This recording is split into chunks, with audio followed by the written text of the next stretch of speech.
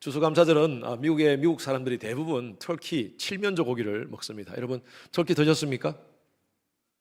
안 드셨어요? 저하고 같은 과가 많으시네요. 저도 터키보다는 닭고기가 좋습니다. 그래서 안 먹었는데 주셨는데 제가 안 먹었어요. 아직도. 미국에 매년요 4,500만 마리의 터키가 요 땡스기빙 시즌에 소비된다고 합니다. 그런데 두 마리는요 생명이 보존이 됩니다. 그 두 마리가 누구냐? 백악관에서 선택한 두 마리인데요. 자, 사진 한번 보시기 바랍니다. 매년 백악관에서 두 마리의 터키를 사면하는 행사를 합니다. 그래서 올해도 두 마리의 터키가 사면되었습니다. 이름이 초콜릿 칩입니다. 초콜릿하고 저 뒤에 있는 것은 칩입니다. 바이든 대통령이 가장 좋아하는 아이스크림이 바로 초콜릿 칩이랍니다. 그래서 초콜릿과 칩이 사면되었습니다. 얼마나 이 초콜릿과 칩은요 남은 인생을 대통령이 이렇게 지정한 그곳에서 아주 편안한 인생을 보내고 생명이 다할 때까지 잡히지 않고 먹히지 않고 그렇게 살 수 있다고 그렇게 합니다. 여러분, 이 초콜릿 칩이 바이든 대통령을 위해서 한 게 있습니까? 미국을 위해서 무슨 대단한 일을 했습니까? 아니에요. 이들은요 그냥 단지 바이든에 의해서, 아니 백악관에 의해서 선택된 것밖에 없습니다. 만약에 이 터키가 인생이 아니고 터생이죠. 터생. 남은 터생을요 정말 바이든의 은혜를 생각하며, 그리고 정말 이 미국 사람들의 그 은혜를 생각하며 정말 날마다 그 은혜에 감사하며 살아야 될 것입니다. 선택받은 자답게. 저와 여러분도 마찬가지입니다. 인간의 원죄로 말미암아 죽었던 저와 여러분들입니다. 하나님께서 독생자 예수 그리스도를 이 땅 가운데 보내셔서 그 십자가의 은혜로 말미암아 저와 여러분들은 하나님의 자녀가 된 줄로 믿습니다. 이것은 여러분 값싼 은혜가 아닙니다. 하나님께서는요 엄청난 대가를 여러분 한 사람 한 사람을 위해서 치르시고 그리고 값으로 저와 여러분들을 사 주셨어요. 이것은 하나님의 일방적인 은혜입니다. 우리가 한 게 없어요. 하나님이 그냥 선택해 주셔서 하나님의 은혜로 영생을 살게 해 주신 줄로 믿습니다. 예수를 믿고 나 보내신 이를 믿는 자는 영생을 얻었고 심판에 이르지 아니하나니 사망에서 생명으로 옮겼느니라. 이 놀라운 은혜를 받은 자들은 바로 저와 여러분, 초콜릿 칩이 영원한 생명은 아니죠. 거기는 그냥 남은 인생을 살 수 있듯이 저와 여러분들은 이 땅의 삶이 아니라 영원한 삶을 살게 된 줄로 믿습니다. 이 은혜를 망각하고 형식적으로 타성적으로 그렇게 교회 생활만 한다면 저와 여러분들은 어쩌면 신앙인이 아니라 종교인이고, 그리고 어쩌면 그 신앙은 가짜 신앙일 수가 있습니다. 진짜 가짜 같네 이런 말이 있어요. 요즘 가짜가 하도 진짜 같으니까 가짜도 진짜 가짜 같네 이런 말이 있습니다. 교회 와서 할렐루야 하고 아멘 하고 또 교회 열심히 봉사하고 하는데 세상 속에서 전혀 예수의 냄새가 나지 않아, 예수의 향기가 나지 않아, 예수를 믿는 삶의 모습이 보이지 않아. 그렇다면 여러분 진짜 가짜입니다. 가짜입니다. 가짜. A.W. 토즈라는 목사님이 계시는데 그분이 쓴 책이 굉장히 참 유명한 책들이 많습니다.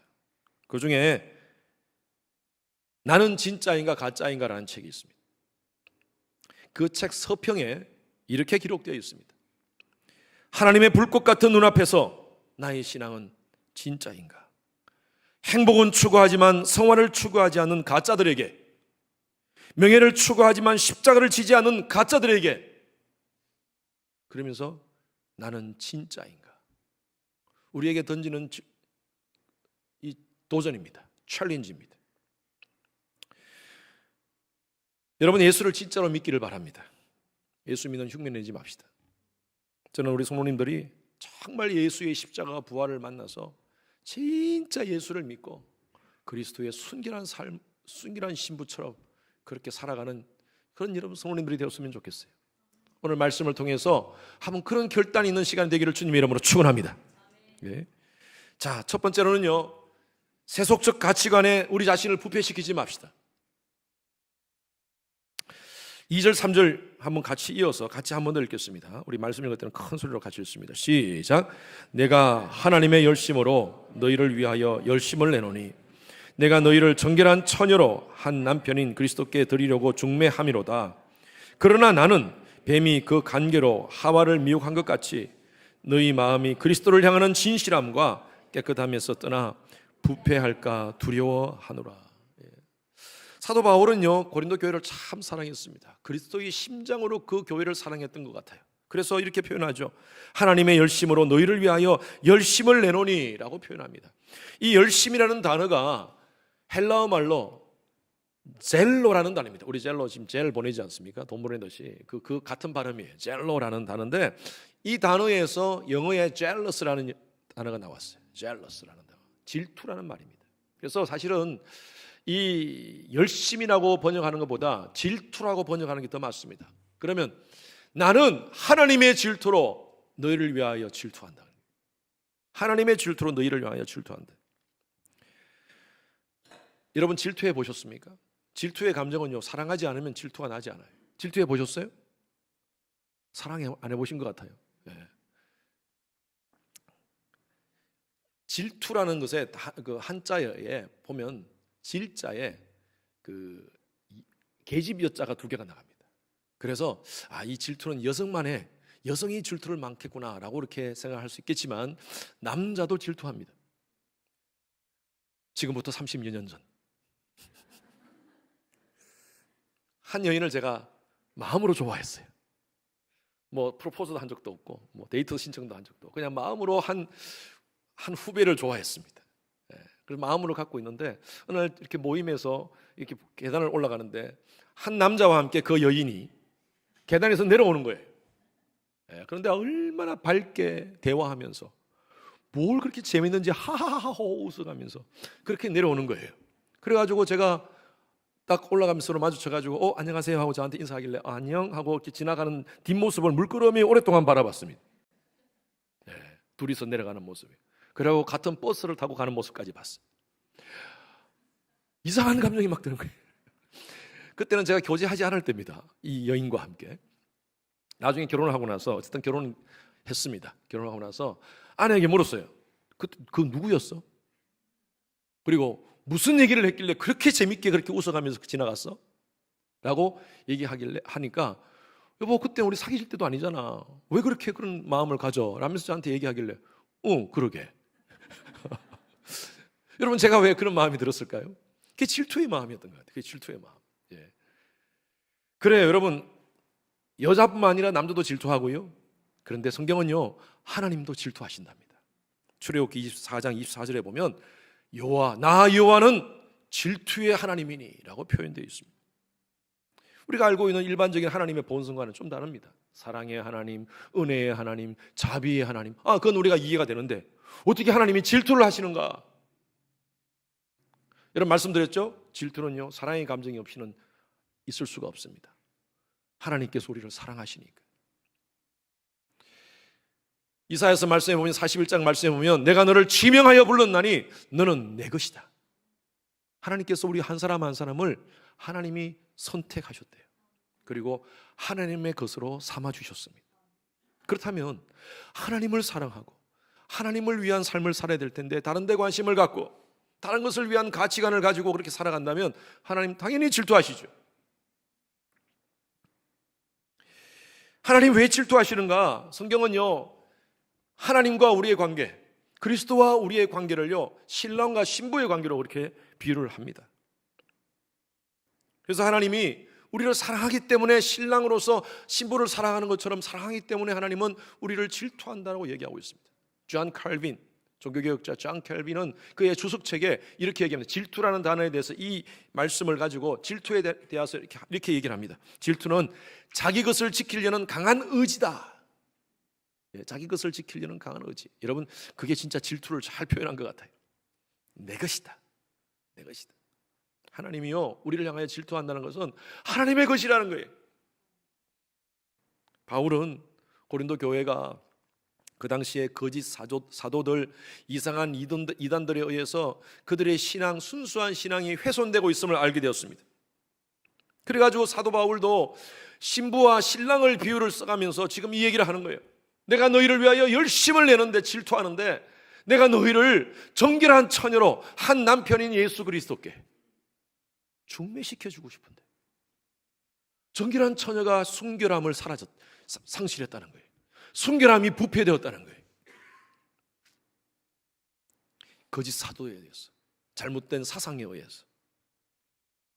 이런 부부관계 속에 가장 중요한 게 뭡니까? 가장 중요한 건 사랑입니다. 사랑. 간혹 미국에서는 그런 일이 없지만 한국에서, 마이크 볼륨을 좀 올려주세요. 한국에서 중매하고 뭐 이렇게 약혼까지 해가지고 약혼 반지까지 다 주고받고 혼사같이 얘기하다, 혼수 선물같이 얘기하다가 깨지는 경우가, 혼사가 깨지는 경우가 많습니다.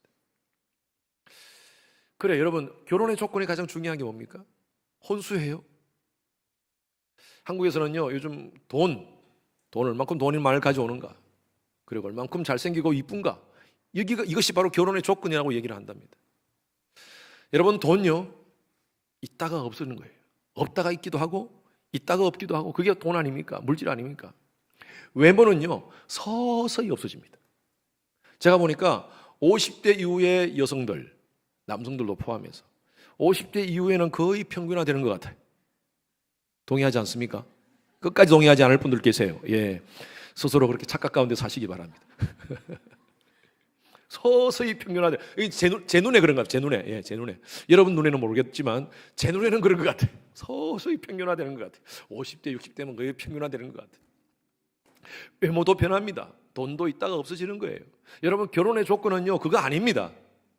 사랑입니다. 사랑. 결혼 생활은요, 사랑을 중심으로 해서 베이스로 했어요. 순수함과 진실함과 정결함이 결혼 생활의 가장 중요한 조건이 되어야 돼요. 신앙생활도 마찬가지입니다. 지금 사도 바울이 고린도 교회의 성도들을 하나님을 향하여 바른 신앙을 그들에게 주입하고 그들로 하여금 바른 신앙을 살게 했는데, 그들을 점점 부패시키는 사상들이 그 당시에 있었어요. 그 이단들이 교회 안으로 들어오기 시작했다는 것입니다. 가장 큰 이단이 뭐냐면 바로 영지주의라는 이단이었습니다. 사상이었습니다. 영지주의는요, 육체는 아무것도 아니야, 물질도 아무것도 아니야, 우리 영이 너무나 중요해. 맞는 얘기 아닙니까?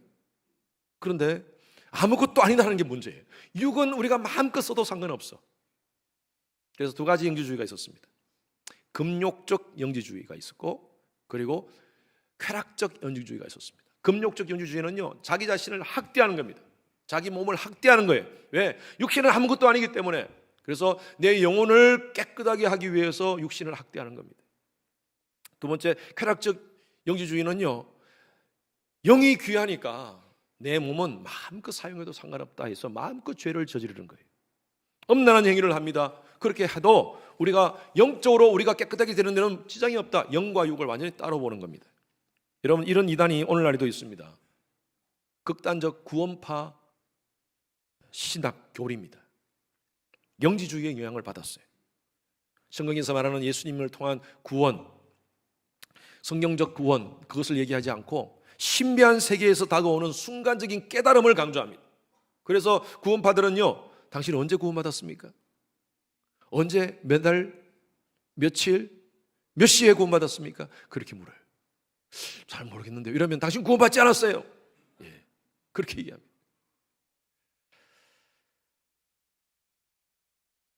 그래서 이런 영지주의적인 이러한 것들이 오늘날 교회 안에 들어오기 시작하고 잘못된 신학을 만드는 그런 경우가 참 많습니다. 사도 바울은요, 이 영지주의적인 신앙이 교회에 들어와서 인본주의적인 변론을 만들어낸다고 이렇게 얘기하고 있습니다. 인간의 이 이성에 의한 하나님을 향한 접근. 그래서 그 당시에 디모데가 에베소 교회를 섬기고 있었는데, 디모데전서를 쓰면서 디모데에게 이렇게 얘기를 합니다. 디모데전서 1장 4절 말씀 다 같이 크게 읽습니다. 시작.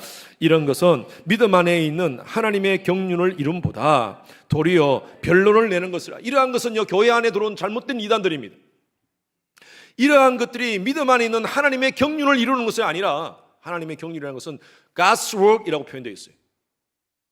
하나님의 경륜을 이루는 것이 아니라 오히려 인간의 이성적 변론, 사변을 만들어내고 있다는 것입니다. 여러분, 이 과거에 중세 시대에 신부들이 그런 짓을 했어요. 타락한 신부들이 그 당시에 만약에 우리가 성찬을 지금 하고 있는데 성찬식을 할 때 포도주 잔에 파리가 빠지면 파리가 성결하게 되는 거냐, 그 성탄주 안에 있는 그 포도주가 불결하게 되는 거냐, 이거 가지고 토론했대요. 이게 뭐가 중요한 겁니까? 그 안에 빠지면 여러분 파리가 정결하게 되는 겁니까? 아니면 포도주가 불결하게 되는 겁니까? 그리고 바늘 하나 세워놓고 여기에 천사가 몇 마리 앉을 수 있을까? 그런 사변을 해가면서, 그런 변론을 해가면서 시간을 보냈다는 것입니다. 그게 복음하고 뭐가 연관이 있는 거예요? 오늘날 그런 사람들이 있습니다. 특히 오늘날 이 영지주의에서 영향을 받은 또 하나의 사상이 뭐냐면요, 자유주의 사상입니다. 자유주의, 기독교 자유주의. 자유주의 신학은요, 인간의 철저하게 인간 이성의 베이스가 있습니다. 17세기, 18세기 영국의 이실론이 바로 이실론에서 이 자유주의 신학이 나왔어요. 여러분, 이실론이 뭐냐면 하나님은 인간의 삶 속에 관여하지 않는다.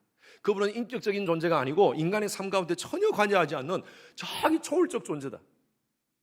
그래서 그 하나님은 저 위에 계시지 우리의 삶, 인간의 역사 속에 관여하지 않는 신이다. 인간의 이성 속에만 존재하는 신이에요. 여러분, 하나님은요, 아까 우리 불렀던 찬양과 같이 임마누엘이십니다. 믿으시는 분은 아멘.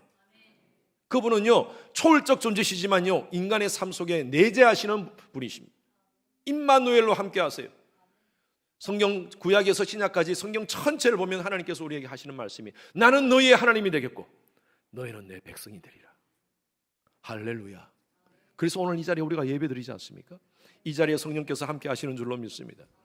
여러분, 자유주의 신학에서는요, 그걸 인정하지 않습니다. 그래서 이 이실론적 이 사상에서 자유주의가 나오고, 이 자유주의에서는요, 성경에서 가르치는 모든 것이 다 옳은 것은 아니다. 진리는 아니다. 그 중에 신화적인 요소가 있다. 이스라엘 사람들이 경험했던 어떤 내용들, 그리고 그런 어떤 신화적인 내용으로 만드는 그런 스토리가 있다. 홍해가 갈라지는 것, 어떻게 이렇게 홍해가 갈라집니까? 인간의 이성으로 이해가 되지 않아요. 성경을 보면요, 물벽이 만들어졌다고 표현하고 있습니다. 어떻게 이렇게 물이 갈라집니까? 물이 이렇게 빠지면 빠지지 이렇게 갈라집니까? 이거는 신화다, 신화. 그렇게 얘기하고 있어요. 예수 그리스도의 십자가, 부활, 동정녀 탄생, 성경의 무오성, 성경이 전혀 틀린 것이 없다라는 무오성, 그것도 다 부인합니다. 그리고 하나의 성경을 티어리로 보고 있어요. 티어리, 이론으로 보고 있는 거예요. 그래서 성경을 늘 인간의 이성으로 비평합니다. 하나님의 경륜을 이름보다 도리어 변론을 만들어내고 있는 거예요. 자유주의 신학은요, 이성으로 이해되지 않는 것은 다 믿지 않습니다. 여러분, 인간의 이성은요, 대단합니다. 그러나 무한하지는 않습니다. 인간은 아는 만큼만 합니다. 인간은 보는 만큼만 봅니다. 우리가 보는 것은요, 가시광선에서 반사된 것만 볼 수 있어요. 적외선이라든지 자외선 볼 수 없어요. 그 외에도 많은 것들을 볼 수 없습니다. 인간이 보는 것만 보는 거예요. 들을 수 있는 것만 듣는 겁니다. 우리는 가청 주파수 안에 있는 것만 들을 수 있어요. 아주 높은 소리, 아주 낮은 소리 우리는 들을 수가 없어요. 그런데 다 듣고 다 본다고요? 인간의 뇌도 마찬가지입니다. 한계가 있습니다. 우리가 인식할 수 있는 것만 인식할 수 있어요. 우리가 이해할 수 있는 것만 이해할 수 있어요. 어떤 분은 그래요, 목사님, 무조건 믿으라고 그러는데 못 믿겠어요 하시는 분들이 있습니다. 어떻게 맹신합니까? 라고 얘기해요.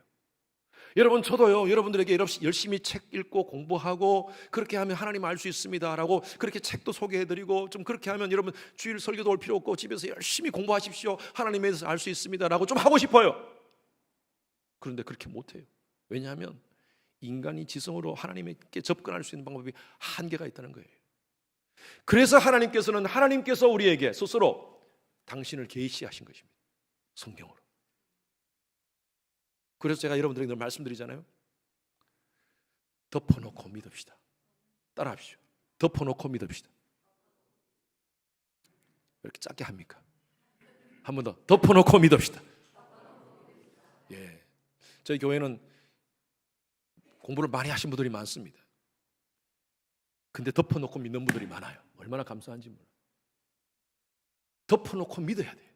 성경은요, 하나님에 대해서는요, 덮어놓고 믿어야 돼요. 그런데 신기합니다. 덮어놓고 믿기 시작하면 그때부터 영적인 신비한 세계가 보이기 시작합니다. 여러분, 이것이 바로 믿음이라는 거예요. 이게 신앙이라는 거예요. 그래서 여러분, 하나님에 대해서 너무나 쩍쩍쩍쩍 하지 마십시오. 무슨 합리적, 인본주의적, 인문학적 이런 얘기 하지 마십시오. 하나님 앞에서는 아멘, 아멘. 인간은 그럴 수밖에 없어요. 왜 사실 믿지 못합니까? 많은 분들이 못 믿겠어요 하시는 분들이 있어요. 왜 믿지 못합니까? 어쩌면요, 못 믿는 것이 아니라 안 믿고 싶은 거예요. 내가 지금 즐기는 게 좋아서, 내가 있는 세이프 존에서 벗어나는 게 싫어서, 어쩌면요, 내 마음을 닫고 있는 거예요. 안 믿고 싶은 거예요. 안 믿는 게 우리 보성과 너무 잘 맞아요. 왜? 그냥 이대로 살면 되니까요.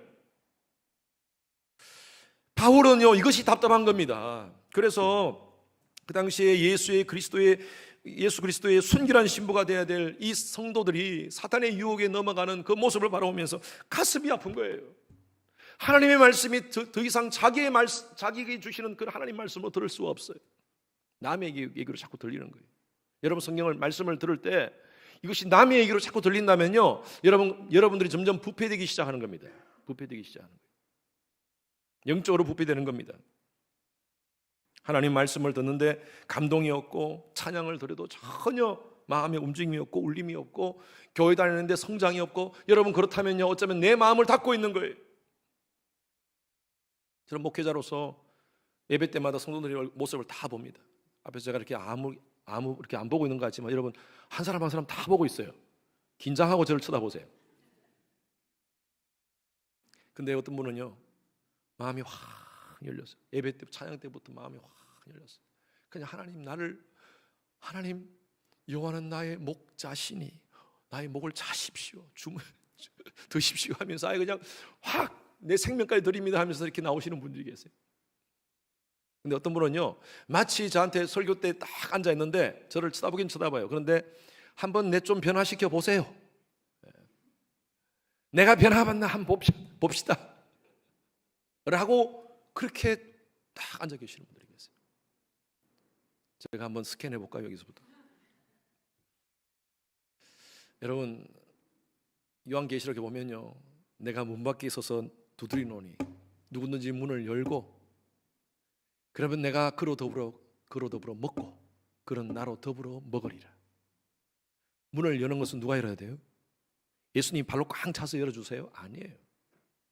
내가 열어야 돼요. 내가. 그 문고리는 안에 있습니다. 밖에 있는 것이 아니에요. 내가 문을 확 열고, 주님, 이 시간 이 예배를 통하여서 하나님께서 말씀하여 주시옵소서. 하나님이 찬양을 통하여 내가 하나님께 나가기를 원합니다. 마음의 준비를 하고 마음을 활짝 열고 주님 앞에 나와야지, 자꾸 하나님에 대해서 이성적으로 쩍쩍쩍 따지면서 나와서는요, 신앙생활, 교회생활 10년, 20년을 하더라도 종교생활을 하지 신앙생활을 하지 못합니다. 제가 할 수 없어요. 성령께서 해주셔야 돼요. 변화시키는 것은. 말씀을 통해서 내가 변화를 받고 가슴에 뜨거움이 있고. 부끄럽지만 제가 이런 고백할게요. 제가 작년이네요. 얼마 멀지도 않네요. 작년에 아침 일어났는데 제가 제 생일 때, 제 생일을 얘기할 뻔했네. 생일 때 제가 딱 일어났는데 아내가 카드를 썼어요. 참 오래간만에 카드를 써서 저한테 딱 주더라고요. 눈을 딱 떴는데 그냥 카드를 딱 주길래 너무 고마워하고 카드를 옆에 놓고 그냥 아내만 안아주고 그냥 너무 바쁜 일로만 왔다 갔다 하다 보니까 저녁에 그냥 이렇게 왔어요. 똑같이 앉아서 그 자리에 딱 앉아서 자려고 하는데 아내가 카드를 발견한 거예요. 침대에 여전히 앉아 계속 있는 카드를 발견한 거예요. 당신 이거 읽었어? 미안해. 내가 깜빡했네. 근데 그때는 too late. 이미 늦었어. 이거 뭐 읽으면서 감동해도 전혀 아내는 감동은 어떻게 내가 그걸 글을 썼는데 당신이 어떻게 카드도 안 읽고 그냥 그럴 수 있느냐 하면서 내가 그래서 무조건 미안하다고 한 적이 있습니다. 여러분, 그래요. 하나님께서 우리에게 이 귀한 사랑의 메시지를 주셨어요.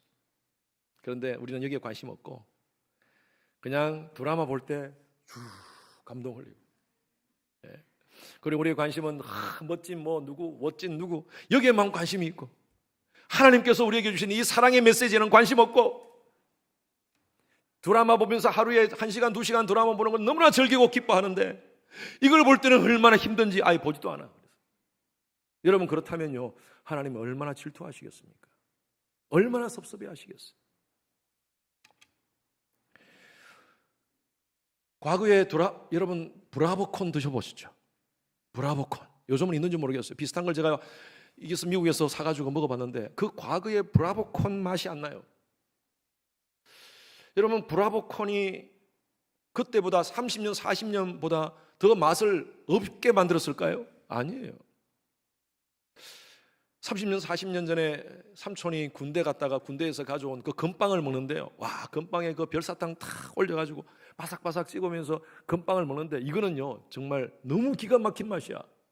그래가지고 삼촌이 휴가 올 때까지만 기다렸던 그 기억이 있습니다. 휴가 오면 삼촌 건빵. 제가 그래서 그 기억을 하면서 마켓에 팔더라고요, 건빵을. 건빵을 사서 먹어봤는데 그 맛이 안 나와, 그 맛이 안 나와. 여러분, 쉽게 말해서 짜장면, 여러분 옛날 짜장면 맛이 안 나오죠? 어릴 때 먹었던 짜장면 맛. 왜 그런가요? 짜장면 맛이 변했어요? 건빵을 더 맛없게 만들었어요? 아닙니다. 우리 입맛이 변한 거예요. 너무 많은 맛있는 것으로 이미 우리가 길들여져 있어요. 그래서 웬만한 것으로는 우리가 아직 별로 성이 차지가 않아. 마찬가지입니다. 너무나 자극적인 것으로 이 세상에 우리를 유혹하고 우리를 찌르는 것들이 너무나 많아서 하나님 말씀이 감동이 안 돼. 마틴 루터라는 그 종교 신학자가 성경을 읽는데 막 울고 있는 거예요. 그래서 그 아내가 마틴 루터의 아내가 그 마틴 루터에게 얘기합니다. 아이고, 말씀을 통해서 은혜를 많이 받으셨군요. 그러니까 마틴 루터가 그게 아니야. 말씀을 읽어도 내 마음에 감동이 안 돼서 그래. 내 마음이 너무나 부패됐다는 거지. 훼손됐다는 거예요. 순수함이 없다는 거예요. 여러분, 우리 마음이 너무나 하나님이 원하시는 그 가치관에서 돌아서 있지 않습니까? 그러면 어떻게 해야지 신앙적 순결을 유지할 수 있을까요?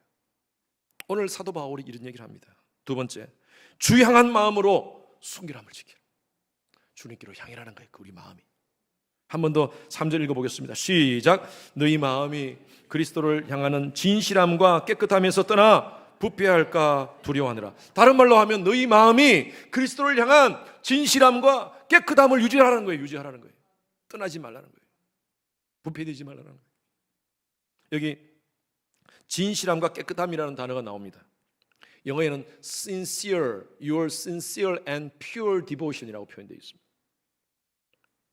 이 진실한, 이 sincere이라는 단어가 헬라어로는요, 아플로테스라는 단어인데 이 아플로테스라는 것은요, 두 가지 의미가 있습니다. 단순함, 솔직함입니다. 여러분, 부부관계 또 연인관계를 계속 유지하기 위해서는요, 이 단순한 마음을 가져야 돼요. 포커싱이 여러 군데 있으면 안 돼요. 이 사람 만났다가 저 사람 만났다가 그래가 연애가 되겠습니까? 단순하게 내가 사랑하는 사람을 향해 집중해야 된다는 것이죠. 이 단순함이라는 이 단어는요, 한 대상을 향한 집중입니다. 마태복음 6장 22절에 보면 이 말씀이 있어요. 내 눈이 성하면 온몸이 밝을 것이라. 눈이 성하면 온몸이 밝아진다. 이 말이 무슨 말이냐? 이 성하다라는 말이 똑같은 헬라어로 아폴로테스라는 단어를 사용했어요. 그러면 이게 뭐냐면 집중하는 거예요. 집중해야지 밝아져요. 보여요. 눈이 이렇게 산만해지면 하나도 보이지 않아요. 집중해야지 보인다는 것입니다. 우리가 망원 렌즈를 이렇게 해서 우리 카메라 찍을 때 렌즈를 해가지고 딱 집중해야지 그 사물이 깨끗하게 보이듯이 마찬가지입니다. 한 사람이 두 주인을 섬길 수 없듯이 한 사람에게, 한 주인에게 포커스를 맞춰야 된다는 거예요.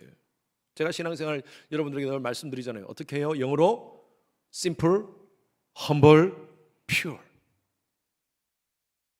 쩍쩍쩍 따지면 우리가 신앙생활 제대로 못해요. 그리고 이 진실함은 솔직함이라는 의미가 있습니다. 솔직함. 신랑이신 예수 그리스도께 우리의 마음을, 우리의 감정을, 우리의 생각을 솔직하게 나누라는 것입니다. 내 마음에 비밀의 방이 있으면 안 돼요. 숨겨진 방이 있으면 안 돼요. 자물쇠가 채워진 방이 있으면 안 돼요. 신앙생활도 마찬가지예요. 우리 주님 앞에 우리 자신을 솔직하게 내놓읍시다. 로버트 멍어가 쓴 내 마음 그리스도의 집이라는 책이 있습니다. 그 책에 보면요, 예수님께서 그 사람의 방을 다 열어봅니다. 이 사람은 자기가 숨기고 싶은 방이 있어요. 오락실 숨기고 싶어요. 왜냐하면 그 오락실을 예수님께 다 보여주면 자기의 모든 부끄러움이 탄로나니까. 그리고 벽장, 그 벽장에는 온갖 더러운 것들이 다 그 안에 있어요. 예수님께서 벽장을 열려고 할 때 예수님 다른 데는 괜찮아, 여기는 안 됩니다. Wait a minute, wait a minute. 예수님께서 그 벽장 나도 보고 싶다 열어주시는 거예요. 열어보니까 그 안에 온갖 더러운 쥐들, 죽은 쥐가 있고요, 그것들을 예수님이 다 청소해 주십니다.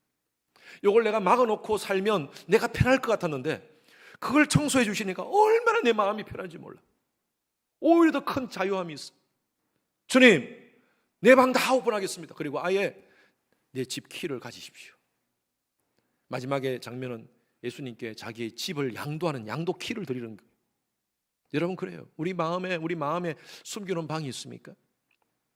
사랑하는 과의 관계 속에서는요, 이거 다 일어나야 돼요. 여러분, 부부 관계 속에도 마찬가지 아닙니까? 나만이 아는 것, 비자금, 은행 어카운트, 서로 사랑한다 하면서 한 몸이 되었다 하면서 은행 어카운트 따로 만들고 비자금 만들어 놓고, 그리고 부적절한 다른 사람과의 관계를 만들어 놓는다면 여러분, 그 관계는 깨어지는 관계예요. 정상적인 부부 관계가 아니에요. 마찬가지입니다. 예수님도 우리에게 그걸 요구하세요. 다 열어놓기를 원하세요. 그리고 마음이 부패되지 않기 위해서는요, 그리스도를 향한 깨끗함을 가지라고 했어요. 깨끗함, 진실함과 깨끗함입니다. Pure devotion. 이것은 가식적이지 않습니다. 가식적이지 않아.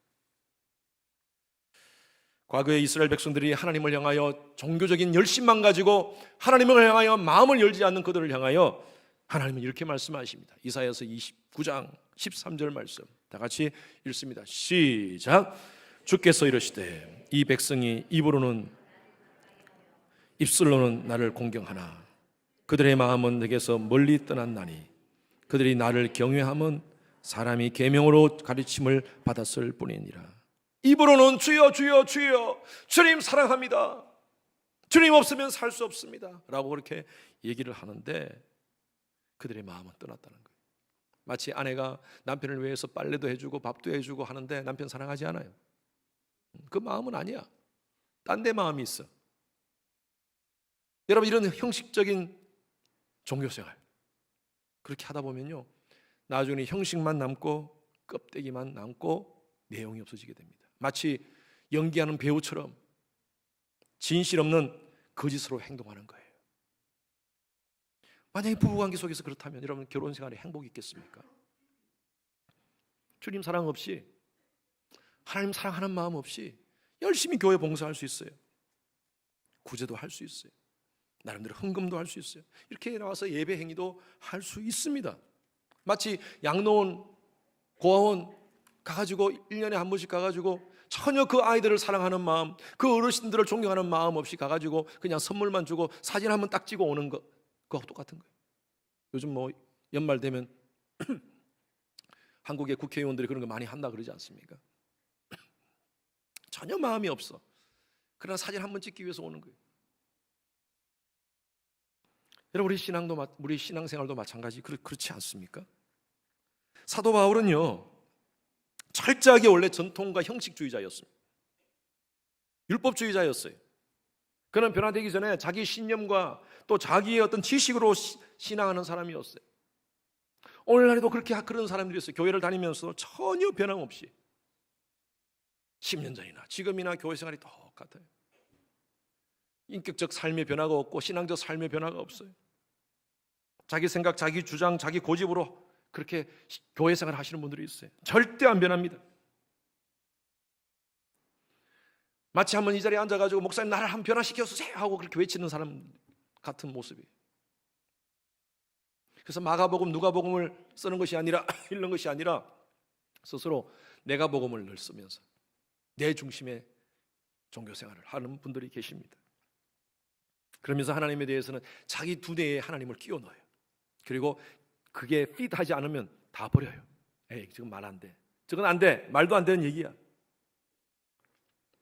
성령의 능력을 부인하는 것은요, 신앙의 껍데기만 붙잡고 있는 겁니다. 변화를 경험하지 못해요. 경건의 모양을 입는데 능력이 없게 됩니다. 교회생활, 신앙생활 다릅니다. 많은 분들이 교회생활을 신앙생활로 착각하고 있어요. 나는 어느 교회 다녀. 그게 신앙생활 하는 겁니까? 아니에요. 교회생활만 하는 거예요. 여러분, 신앙생활은요, 우리의 삶의 모든 영역에서 하나님을 인정하는 거예요.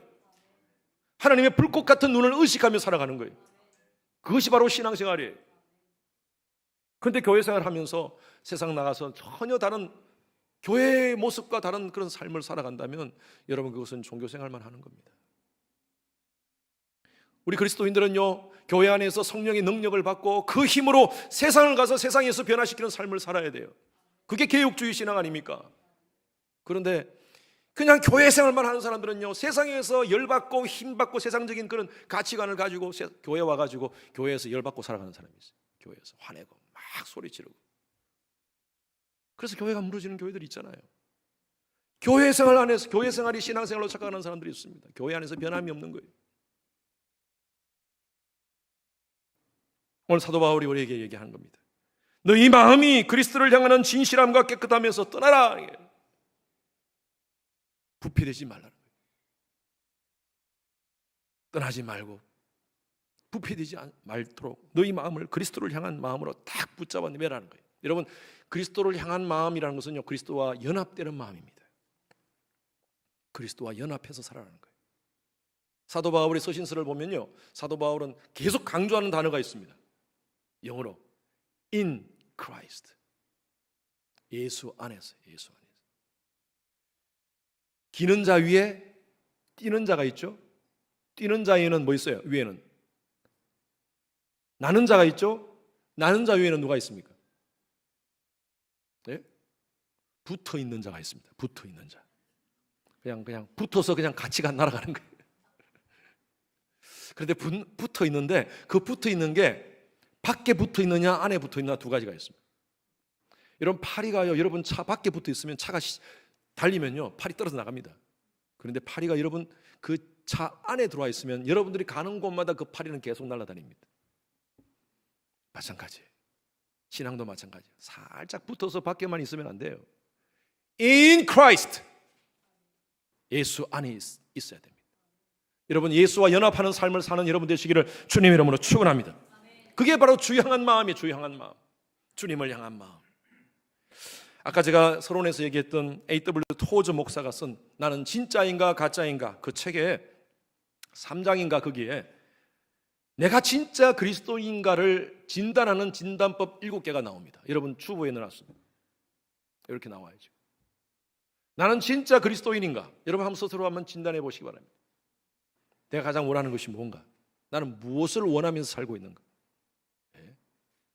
큰 집, 좋은 차, 윤택한 생활, 물론 여러분 우리가 삶 가운데 사는 거 중요합니다. 그러나 그것이 나의 삶의 목적인가? 그것을 추구하는 것이 나의 삶의 목적인가? 나는 무엇을 가장 원하고 있는가? 예수를 믿으면서도 하나님의 나라와 의를 위해서 전혀 관심이 없고 나의 것만, 내 것만 관심 있는 나의 모습이 아닌지. 내가 가장 많이 생각하는 것은 무엇인가? 여러분, 여러분의 생각이 여러분들의 행동을 만들고 여러분의 행동이 여러분의 가치관을 만들어요. 그래서 나는 무엇을 가장 많이 생각하는가?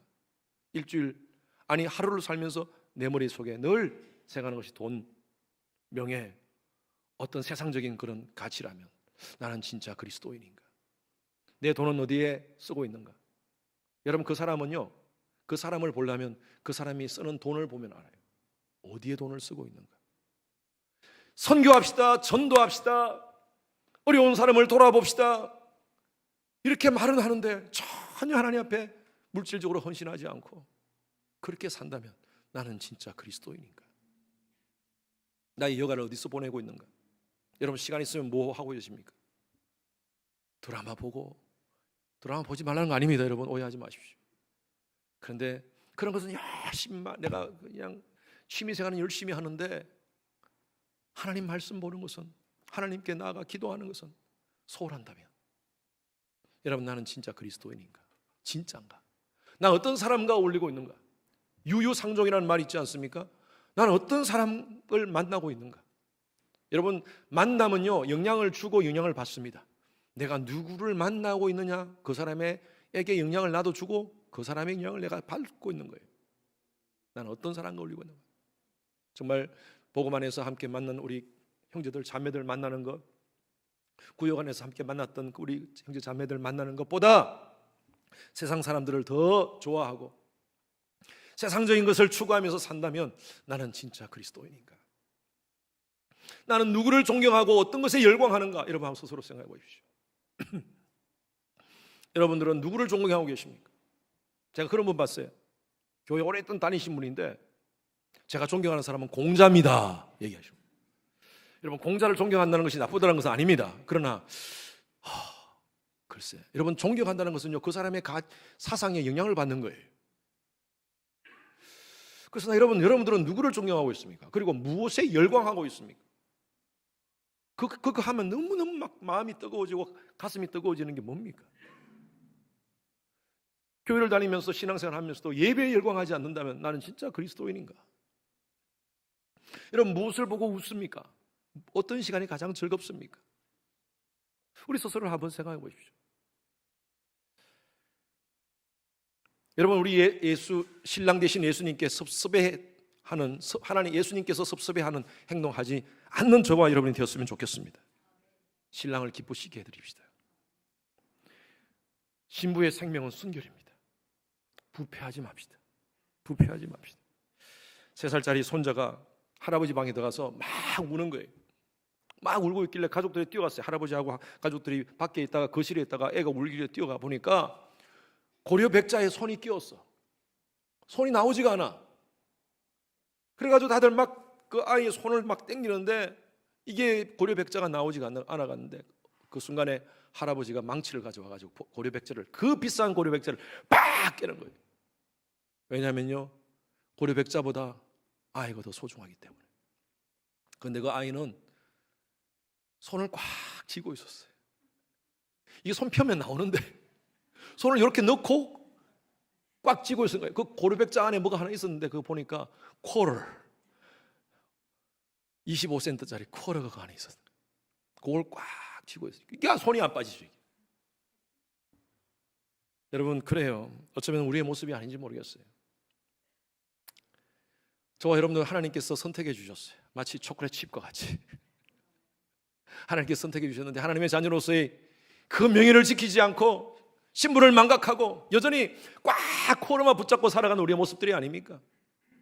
그럼에도 불구하고 하나님께서는 저와 여러분들을 사랑하셔서 독생자 예수 그리스도를 이 땅 가운데 보내셔서 그 엄청난 대가를 지불해 주셨어요. 고려백자를 깨듯이. 하나님께서 지불하신 것은요, 값싼 은혜, cheap grace가 아닙니다. 엄청난 은혜를 우리에게 베풀어 주셨어요. 그럼에도 불구하고 여전히 이 땅을 사는 우리의 모습들은 어떻습니까? 코로 붙잡고 살아가는 우리의 모습. 이건 못 나. 이건 내가 평생 못 나. 하나님 사랑하는 것보다, 그리스도의 순결한 신부로 살아가는 것보다 세상의 가치관을 더 추구하고 세상에서 어떤 하는 것들을 더 추구하며 살아가는 우리의 모습들이 아닌지 모르겠어요. 우리 마지막 때 그리스도의 순결한 신부가 되는 여러분 되시길 주님 이름으로 축원합니다. 또 이 찬양을 같이 함께 여러분과 나누고 싶습니다.